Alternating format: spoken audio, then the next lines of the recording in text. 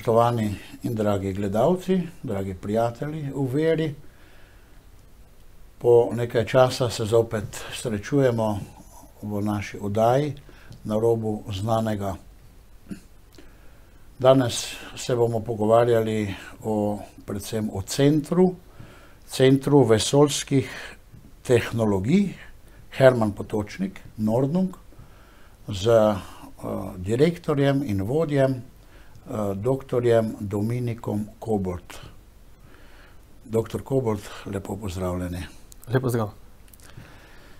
Hvala vam, da ste se odzvali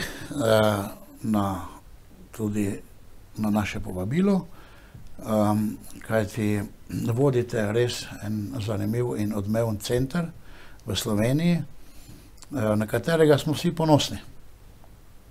In midva se bi pogovarjala o tem vašem centru, pa tudi zaradi tega, ker imamo letos 50.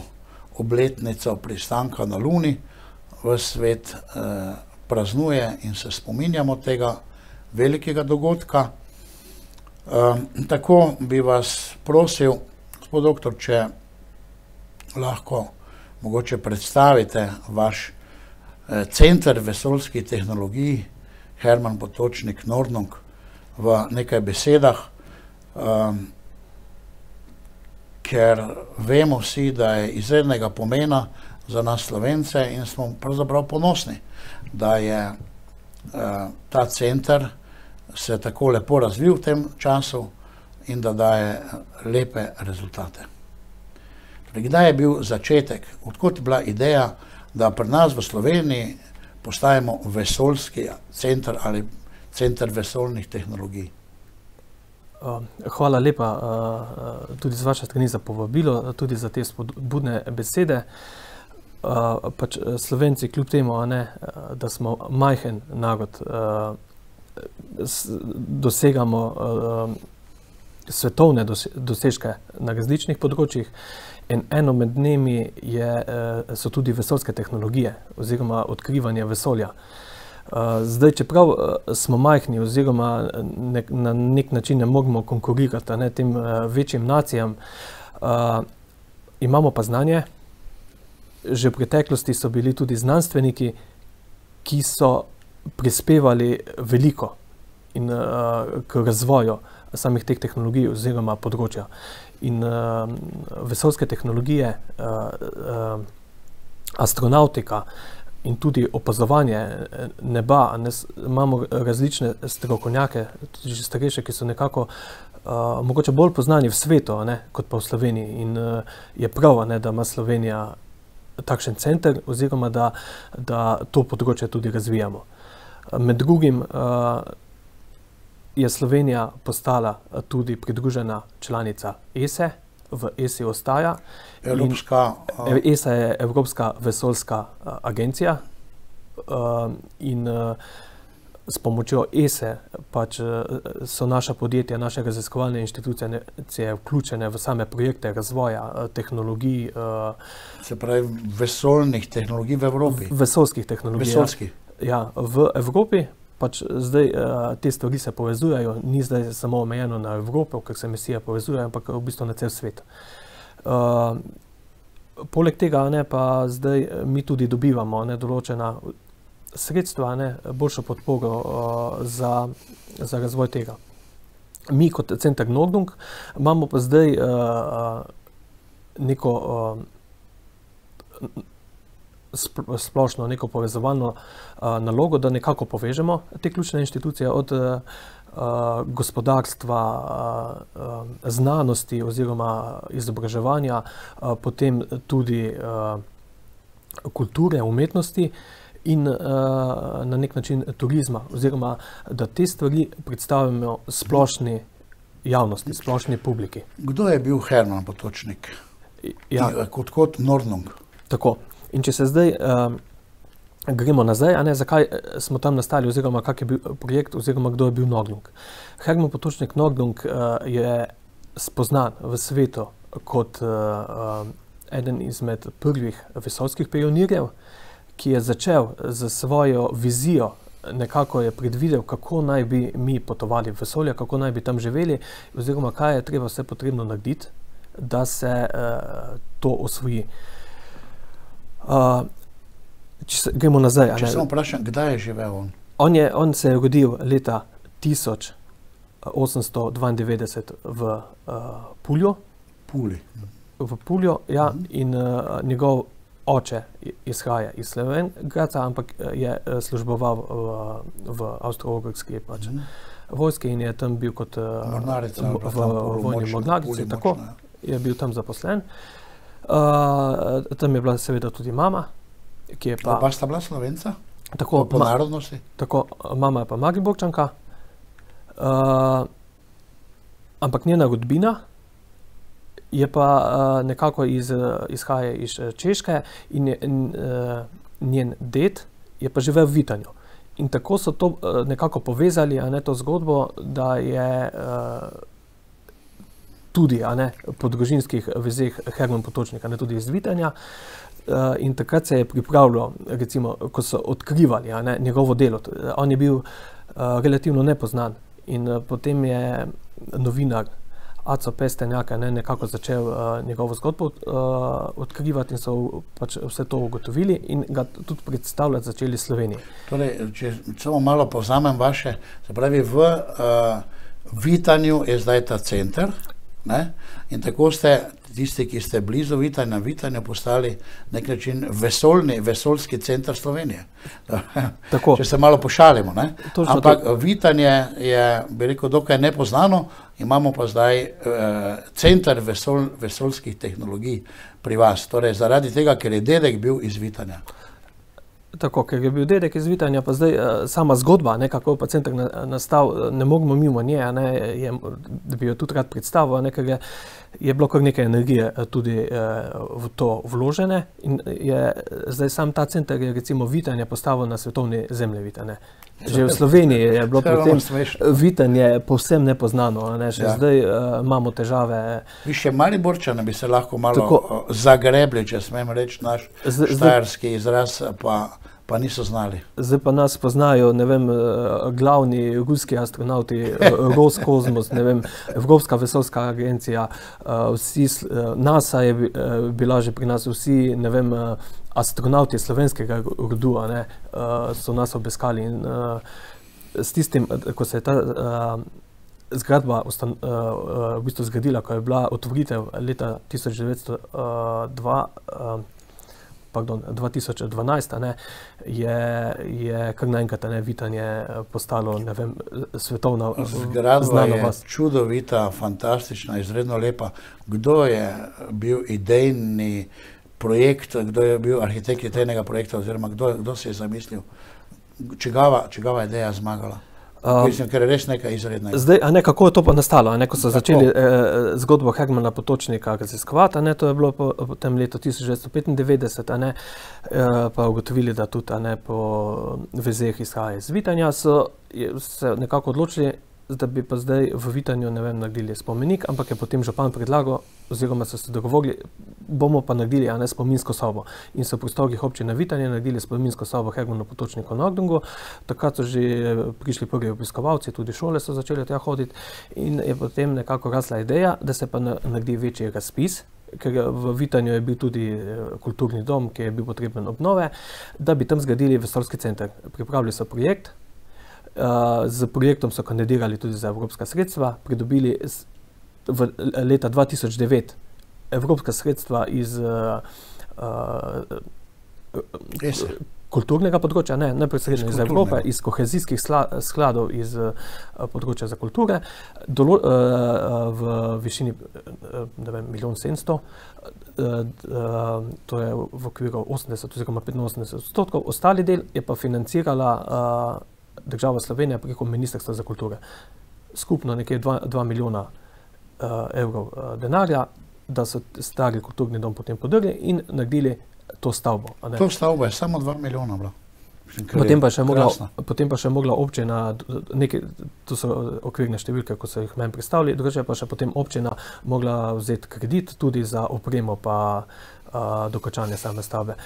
Bilo malo težava ne v sami izgradnji, ker je takrat prišla tista velika kriza in je tudi tisti, ko projekt dobil, šel v stečaj in se drugi podizvajalci iskali in je bilo malo težav, ampak stavba je bila zgrajena 2012. Sama ideja, kot nek leteči krožnik oziroma ta okrogla stavba je bila zasnovana strani 4 birojev, arhitekturnih birojev. Bili so tudi iz Slovenije? Iz Slovenije, vsi so iz Slovenije, iz Ljubljane. To so bili Sadar, Vuga, zdaj ne bom vseh naštel. Domači arhitekti. Ampak so bili domači, so dobili tudi nagrado za to sodobno zgradbo, tudi na Bianalu se predstavili in je bila neka svetovna noviteta, posebnost. Vzporedno s tem je pa tudi deloval, sam projekt se je imenoval izgradnja oziroma revitalizacija kulturnega središča evropskih vesoljskih tehnologij. Nastal je KSEVT, kulturno središče evropskih vesoljskih tehnologij, v katerem je deloval zasebni zavod in nekako skrbel za to področje kulturizacije vesolja, to kot neka niša tudi na področju umetnosti. Stvar, pač velik boom, preko, 20,000 obiskovalcev v prvem letu, vsak dan polno, vodeni obiski, ampak do leta 2014, vse super živelo je prišlo do kar velikih finančnih težav in sama po sebi, kot v upravljanju zasebnega zavoda, zgleda stvar ni mogla več delovati naprej. Vstopila je občina, nastal je javni občinski zavod, kulturno središče evropskih vesoljskih tehnologij in nekako občina je vseeno majhna, ni mogla zagotavljati vseh sredstev. Vitanje občina.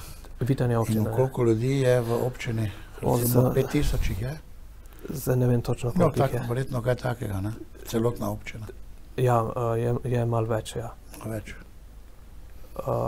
No, se ni važno, pač tako vprašam, ker imamo te majhna občina. Je pa majhna občina. Tudi nimajo toliko sredstev. Ni sredstev, predvsem za ta razvoj vsebine in so nekako se trudili, da bi država videla ta nacionalni pomen te zgradbe, kot za področje teh vesoljskih tehnologij. Nekaj država je poiskala ta interes in zdaj se to širi, je res inštitucija oziroma za to naše delovanje širše spoznano na nacionalnem nivoju in nas podpirajo, tako da se moram vsem zahvaliti, res pozitivna zgodba. In z vstopom države, takrat je potem to šlo vse na Ministrstvo za gospodarstvo, verjetno zaradi tega vstopa tudi v ESO, ki ima pač to področje čez Ministrstvo za gospodarstvo, se je sam center preoblikoval potem Center vesoljskih tehnologij Hermana Potočnika Nordunga oziroma Center Nordung in nekako nadaljujemo to zgodbo oziroma razširjanje teh dosežkov, ki jih je sam Herman Potočnik, tukaj imam recimo to njegovo knjigo, edino njegovo knjigo predvidel. To je njegova knjiga. Tako. O vesoljskih tehnologijah oziroma o tem njegovem raziskovanju. On je to knjigo napisal, če se prav spomnim, da torej kako bi mi potovali v vesolje in kako bi tam bivali. To je njegova glavna, bi rekel, področja raziskovanja. Tako, on je, recimo, če gremo spet nazaj na Hermana Potočnika Nordunga, on je potem po osnovni šoli nekaj obiskal v Mariboru, recimo na Poštni ulici v Mariboru je tudi obeležje, spominska plošča, ker je tam živel, z mamo je dokazano, je potem še šola v Avstriji, v Mödlingu in potem v Hranicah na Češkem postal je inženir v avstro-ogrski vojski in tudi deloval v prvi svetovni vojni na različnih frontah. On je zbolel za tuberkulozo in se dokaj hitro mlad upokojil, in potem, ko se je upokojil, je se vpisal še na Dunaju na univerzo, tehnično univerzo, in tam končal področje, da je postal strokovnjak za raketne motorje. V tem času... Takrat so že poznali raketne motorje. Mislim, da je bilo področje. Zanimivo. Tako. Je on to dobil določeno znanje tam in je potem raziskoval to dalje in v tistem času tudi pač načrtoval, raziskoval in napisal to knjigo. Knjiga je šla konec leta 1928 z letnico 29 in on je potem eno leto po izdaji knjige pa tudi umrl. To je ta knjiga. To je ta knjiga. In to ste vi izdali letos? Ali... Ne, ta knjiga je bila izdana že 68. leta, to je original, knjiga je original je v nemščini, izdana sta bila 2 ponatisa. Mi imamo v recimo centru tudi to prvo izdajo njegove knjige, potem je pa prvi prevod 68. leta je Slovenska matica izdala. Ja, to je original prevod, to je ta knjiga in mi imamo zdaj ponatisane. Ta ponatis se da tudi kupiti. Ta knjiga je recimo bila že tudi prevedena takoj istega leta, ko je šla recimo 29 v ameriških revijah Wonder Stories, po delih. Leta 1935 so pa že Rusi delni izvod, v bistvu vse te bistvene stvari tudi izdali svoje knjige in tiste ruske izdaje tudi imamo. Je zelo izredno redek izvod. Torej, Slovenci smo lahko res ponosni na takega vrhunskega strokovnjaka. On je bil edini takšen strokovnjak v tem času za, bi rekel, svetovno, potem znan po tej knjigi, za to raketno tehnologijo in vesoljske raziskave. Ni bil edini, jih je bilo več, predvsem v Rusiji je deloval tudi tak velik pionir Konstantin Tsiolkovski, potem je bil pa tudi, Hermann Oberth, ki je raziskoval raketne motorje, pa recimo zdaj Potočnik. Se pravi, par jih je bilo, 3-4. Par jih je bilo, so se tudi, potem pa so sodobniki, ki so pač samo to idejo že bolj tehnično razvili. In on je, recimo, kaj je Potočnik naredil, on je nekako določene stvari o raketnih motorjih poznal, je on v tem prvem delu knjige to tudi ugotavljal, pa predlagal določene spremembe oziroma tudi izračunal, koliko morajo biti zdaj sami plini hitri, da se raketa začne delovati, kakšna, recimo Hermann Oberth, ki je zasnoval raketo, določene spremembe, tudi te modele je študiral, opisoval v knjigi.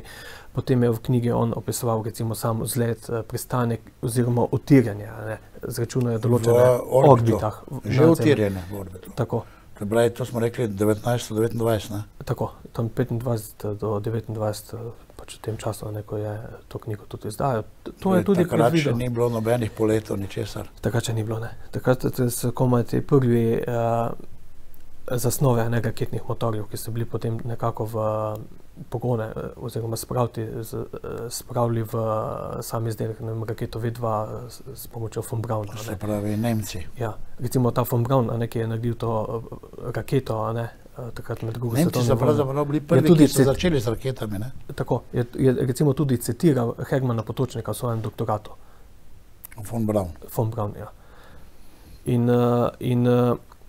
Potem, poleg tega utiranja, on potem raziskoval tudi samo življenje, bivanje v vesolju. On se je že predvidel, kako bi se naj astronauti gibali, kaj bi bilo vse potrebno zagotoviti, da bi lahko tam bivali, kako bi se gibala tekočina, kakšne steklenice, kako bi mogli biti zaprti sistemi, kaj bi bilo, z umazanijo ali pa neko maščobo na steklenih površinah, vse to že on predvidel. Potem naprej to nadaljeval in je kot tisti največji doprinos je pa zasnoval v bistvu idejo z podrobnimi načrti bivalnega kolesa oziroma vesoljske postaje. On si je zamislil vesoljsko postajo, ki bi imela 3 elemente, sam bivalni del, laboratorij oziroma observatorij, pa ločeno elektrarno, sončno elektrarno, ki bi bila ločena, pa tudi na bivalnem delu bi še bil en del. Je to nekaj podobnega, kot to postaja Mir, ki zdaj vsi poznamo. Rusi, mislim, da so to postajo zasnovali, je najbolj znana, bi rekel, Ruska vesoljska postaja Mir je bila pač potem kasneje narejena kot raziskovalne namene, kot pravi, je to kaj uporabljeno, verjetno to njegovo znanje. Ja, zagotovo je bilo, zdaj Mir pač ne deluje več, ker so ga mogli, ne vem, iztiriti, in so ga spustili nazaj na zemljo oziroma je potem zgorel.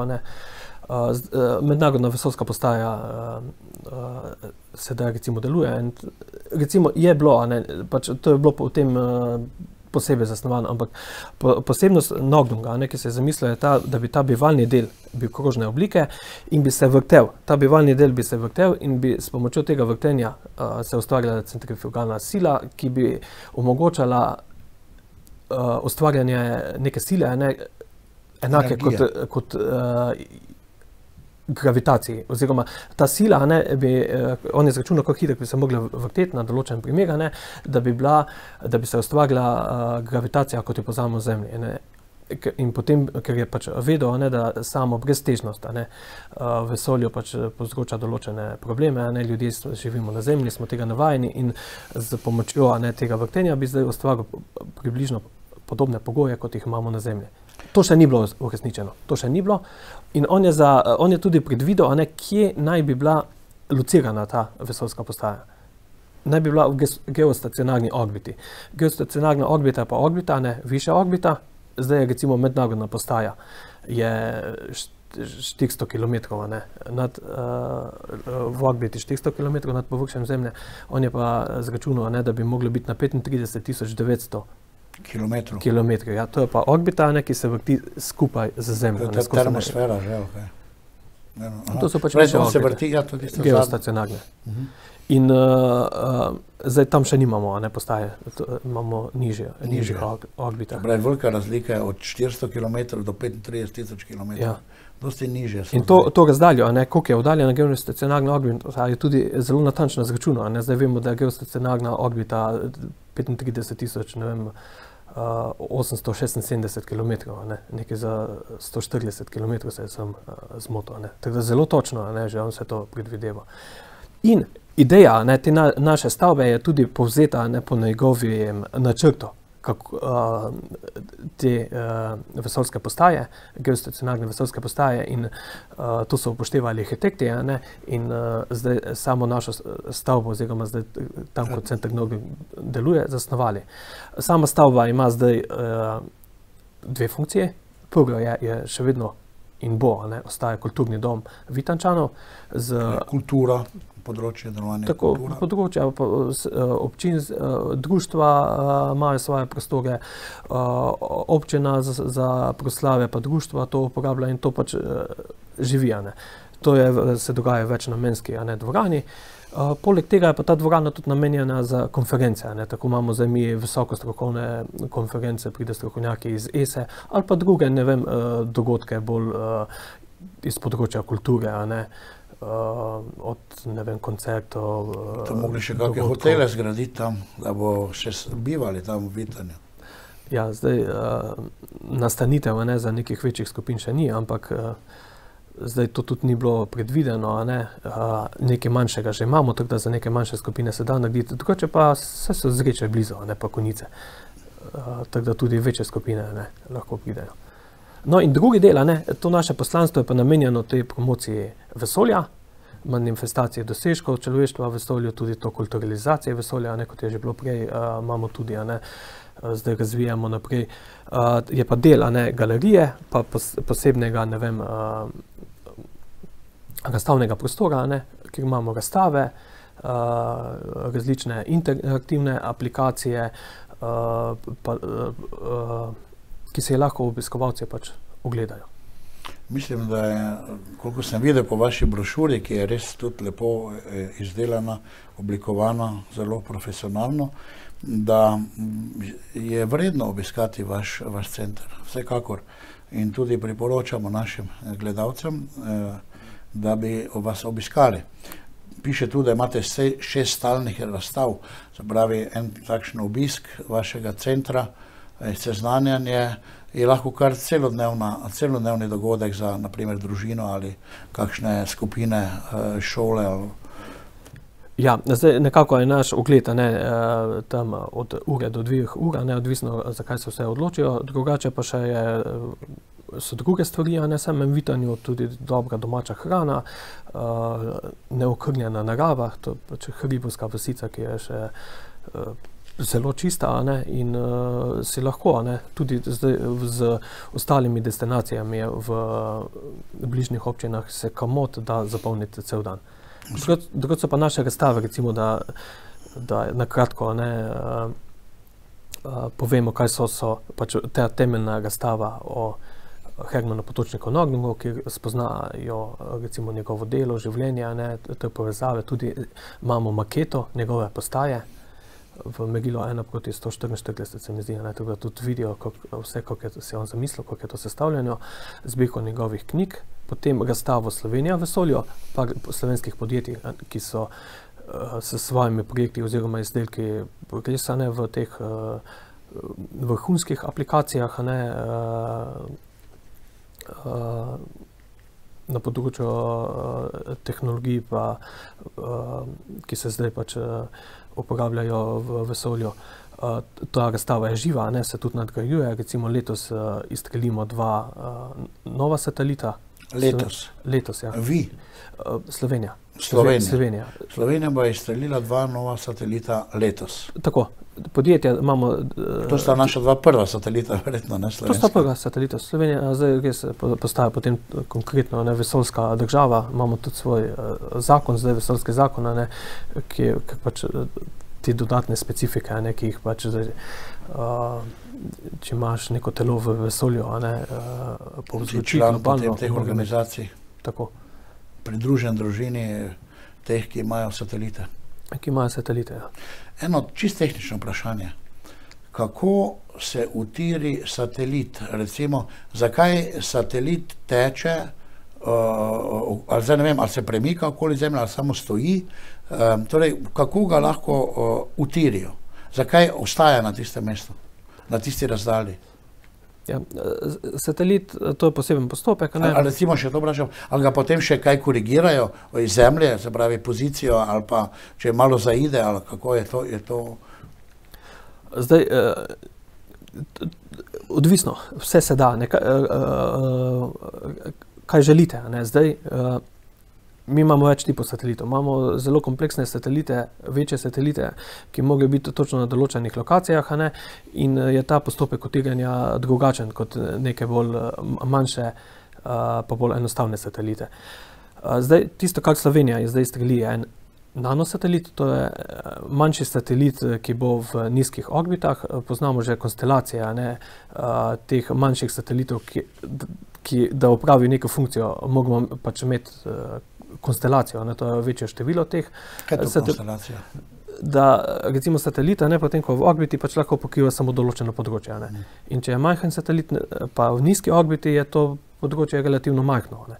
In da se večje področje... Področje na Zemlji, ne področje raziskovanja, področje na Zemlji. Na Zemlji.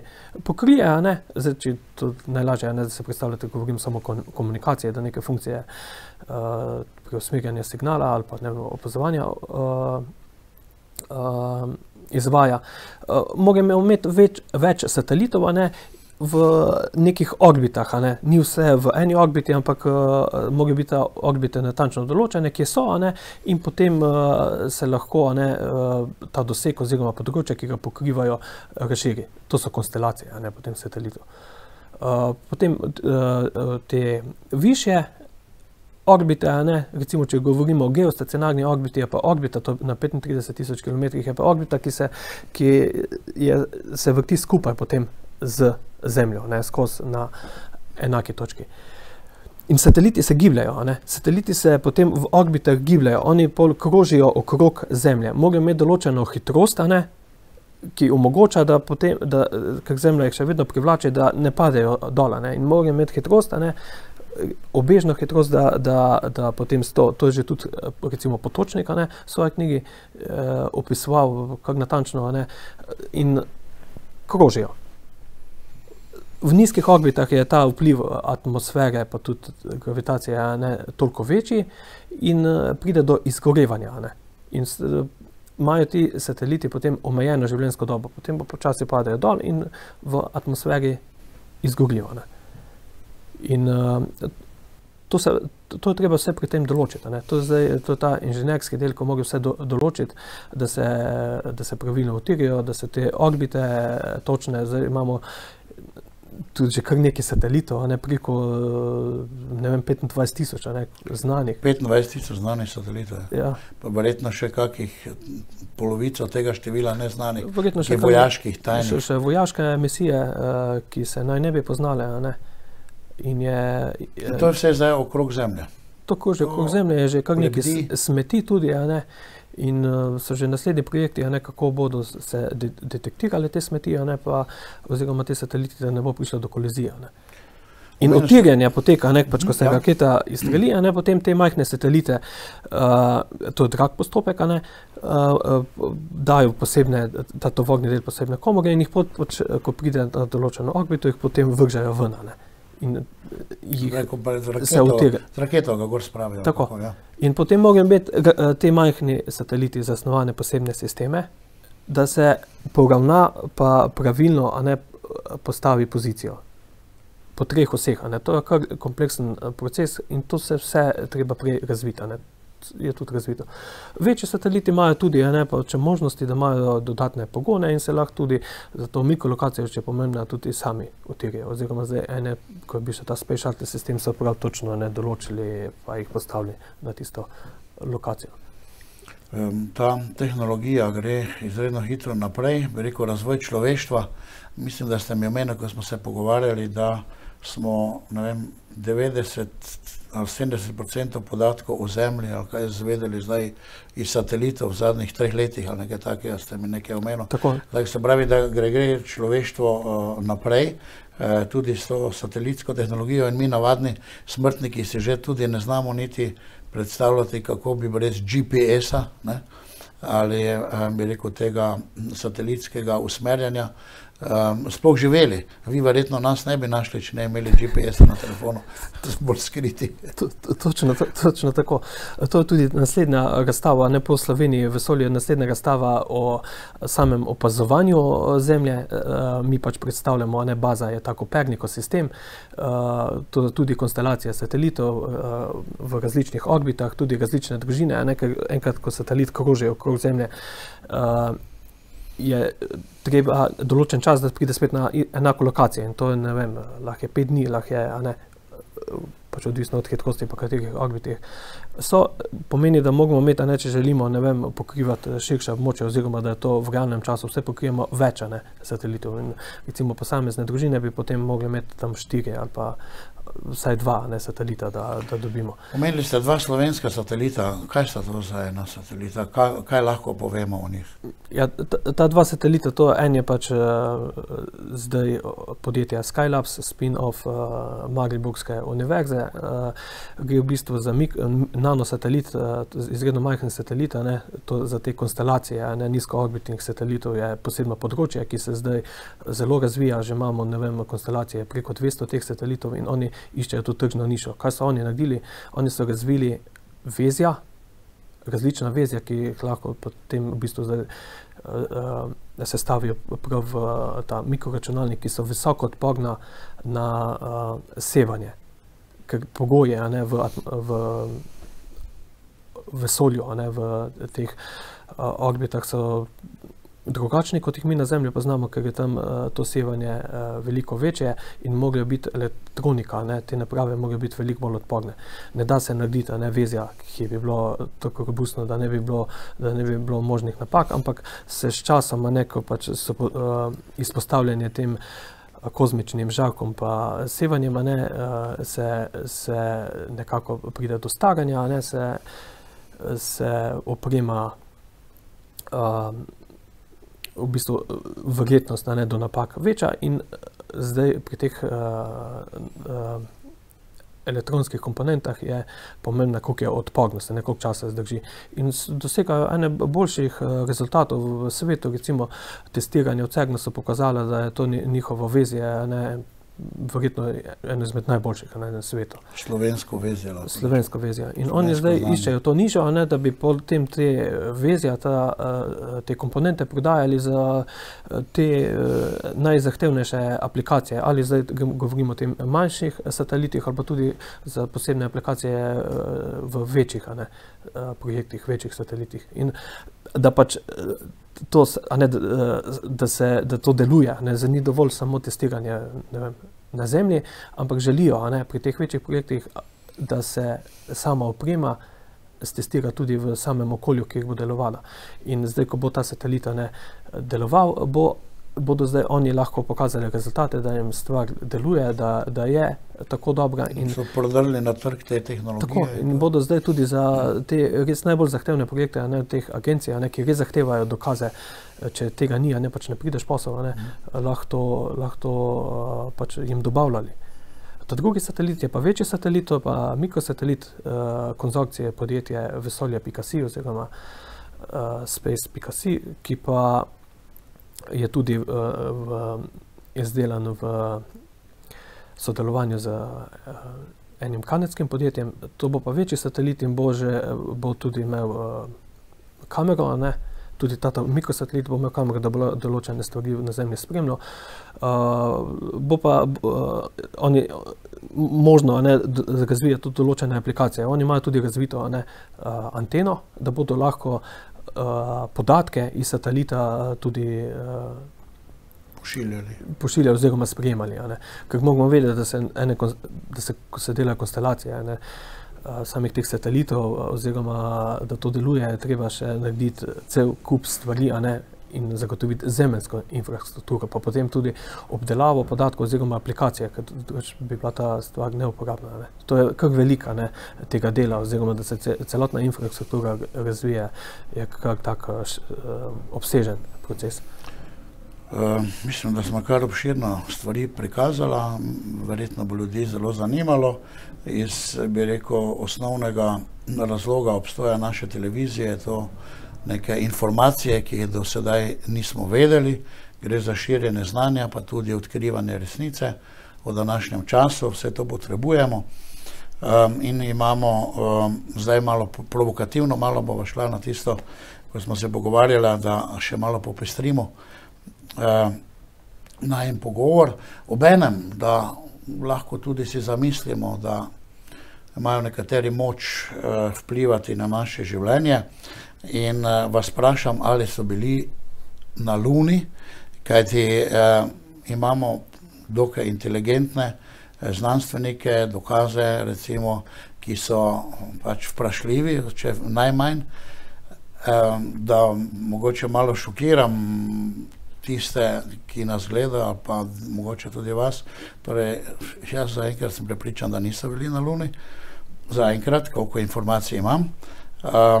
In nekateri pravijo pač, da je to bila neka največja laž v zgodovini človeštva, ampak to še ni čisto, bi rekel, sprejeto tako ali tako ne. Torej, imamo različne dokaze. Eno je to, ko sem videl sam, mi ga bomo videli tudi na televiziji, kako se po teh, ne vem, Apollo 16, kar je se ta astronaut dvigne na eni nogi, tako nemogoče, in ta video lahko vidimo. In tu se potem človek vpraša, ali tako pravijo, da niso bili na žicah, da niso, torej lahko ga pogledamo zdaj, kako se on stane, da ni bilo to studijsko snemano, kar sam na eni nogi, nobene opore nima nikjer, se vstane, in to je samo bil nekako moj tisti prvi dvom o tej zadevi. No in potem pa naslednja stvar je, se vi poznate verjetno te ugovore, eno je to več izvorov svetlobe, torej ne glede na to, če so bili na Luni ali niso, vesolje je tu, mi ga raziskujemo, kaj je bilo v zgodovini, pa bomo videli. Ne? Ampak naslednja stvar je to, da če je tam na Luni samo en vir svetlobe, zdaj kako to, da so različne smeri svetlobe, kot če bi bilo več, recimo nekih žarometov, je bilo vse skupaj posneto v studiu. Potem zvezde se ne vidijo, ne? Vidi se Zemlja, celo polovico Zemlje, zbora en del v temi, če ne drugo, vsaj tisti del bi se morali videti zvezde, pa se zvezde ne vidijo. Potem križi, naprimer na fotografskih aparatih, so spredaj pred, bi rekel, za objekti, morali videti pa pred objekti, potem prah, kot smo videli tukaj, praha ni nobenega, to bi naj bilo direktni posnetek z nule, tale modul je bi naj predstavil, sicer zgleda tako, da bi ga eni se igrali pa nekaj poskušali narediti, ampak ni nobenega praha, ne. No in tu je zdaj sicer še potem, tale je zdaj že dal naš režiser noter tega Kubickija, se pravi Stanley Kubricka, ja, ki bi naj te stvari kot glavni režiser potem pod nekim tajnimi zadevami naj bi to posnel, ampak gre še za druge stvari, se pravi, računalniki niso bili takrat tako sposobni. En navaden iPod, recimo, zdaj je bolj sposoben, kot vsa tista tehnologija, ki smo takrat imeli. Potem vročina, ki je po enih teorijah, se pravi, da bi se vsi ti materiali stopili tam v termosferi od zgoraj, ki bi naj bila 2500 stopinj Celzija, potem Van Alejeva radiacijski obroči, ki bi naj bili tako močni, da bi takoj dobili raka, oziroma to tako kot najmočnejša, bi rekel, mikrovalovka, najmanj se pravi, predtem pa so imeli tako bolj preproste obleke ti, recimo, astronauti, no, potem imamo to, zakaj niso bili nikoli na Luni po 60 letih oziroma 50 letih, nikoli niso vrnili. NASA pravi, da so uničili izračune, kar je zelo smešno, in da so uničili tudi tehnologijo in da zdaj nimajo nič, da pa bi bilo potrebno to še pa še kaj izračunov bi se videli, če je bilo resnično ali ne. No, potem imamo midva tiste stvari svetloba od zadaj, predvsem pa tudi to zanimivo, torej en najmočnejši dokaz je to kamenje, ki bi naj prišlo z Lune, ne vem, 300 kilogramov, ampak znano je to se da raziskati, da kamenje z Lune so nabirali tudi iz Antarktike. Tako da se še danes še hodijo tja po te kamenje, ki pa bi naj bilo potem pač predelano, da se ne bi videli sledovi tega, kako je padalo na Zemljo.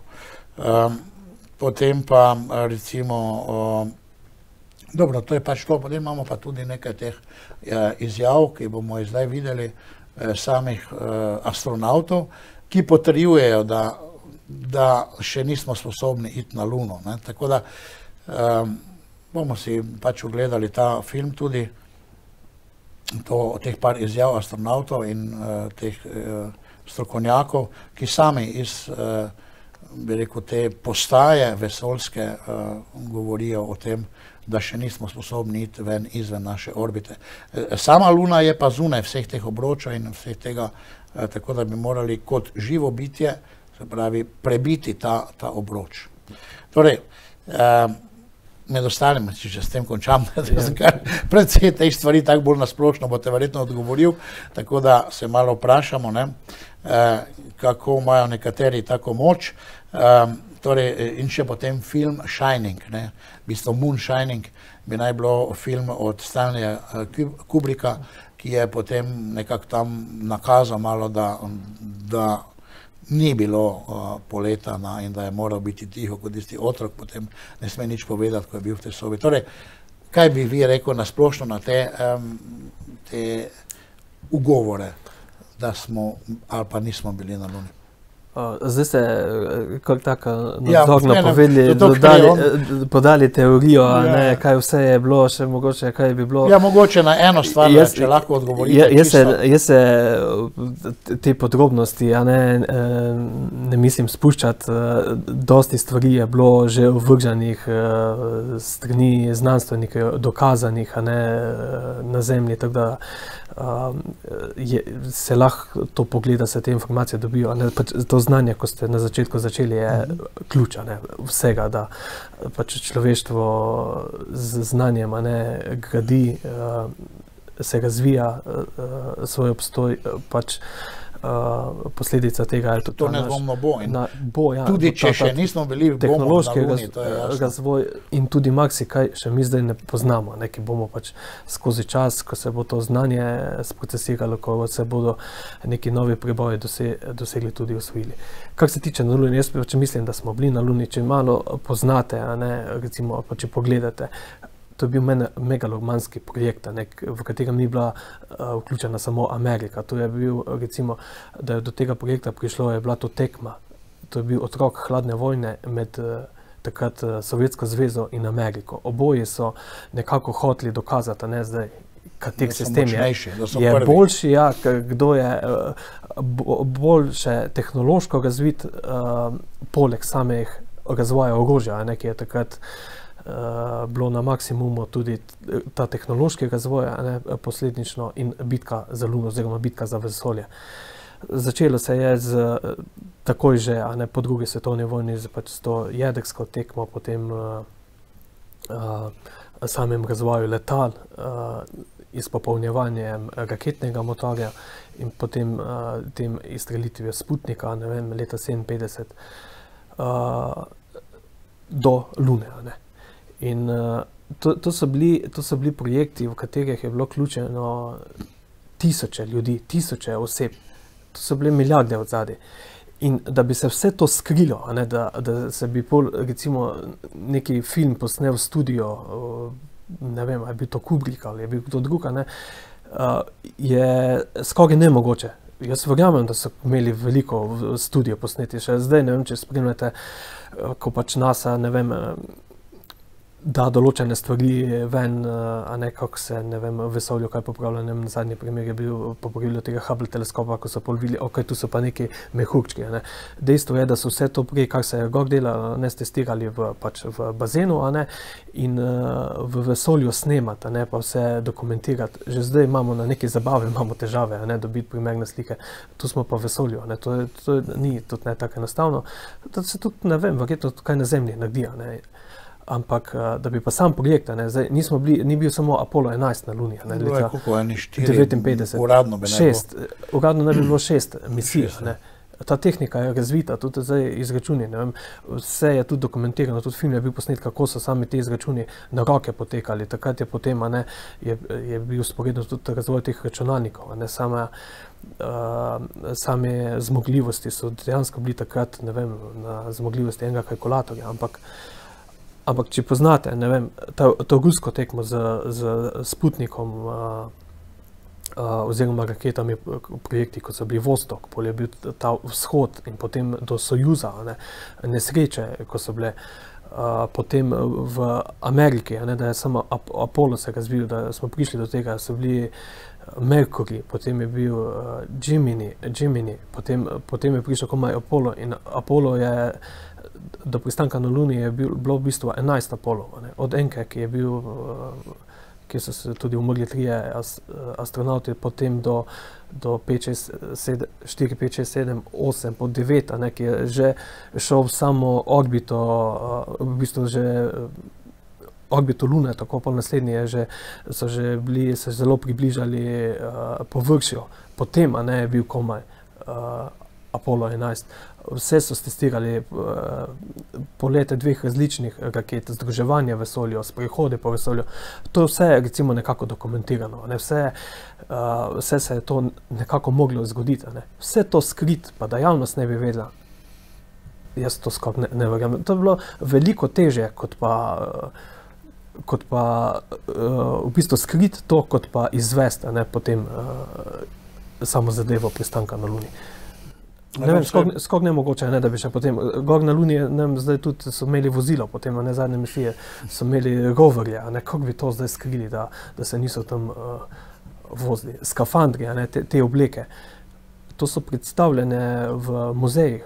Zdaj, naš cilj je tudi, da dobimo, recimo smo še letos pogovarjali, v okviru obletnice 50-letnice pristanka Apollo 11, da bi dobili določene, ne zdaj celotne skafandre, ampak elemente, od rokavice, čelade, teh oblek, ki so tam predstavljeni.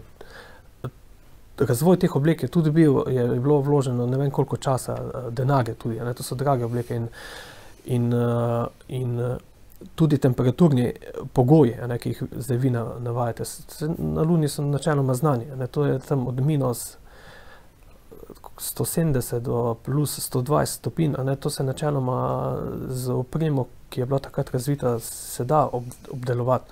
Tudi te Van Allenovi pasovi, zdaj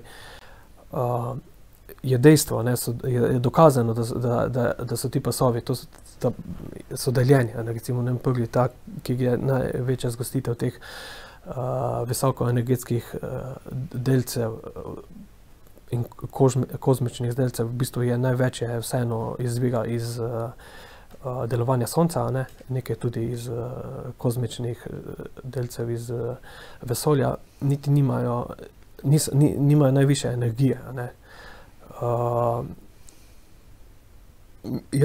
Jaz mislim, da se recimo prvi so nekje tam na 60.000 kilometrih, polje pa še en, ko je na 100 oziroma 600.000 kilometrih, ki še to presega, oddaljenost Lune.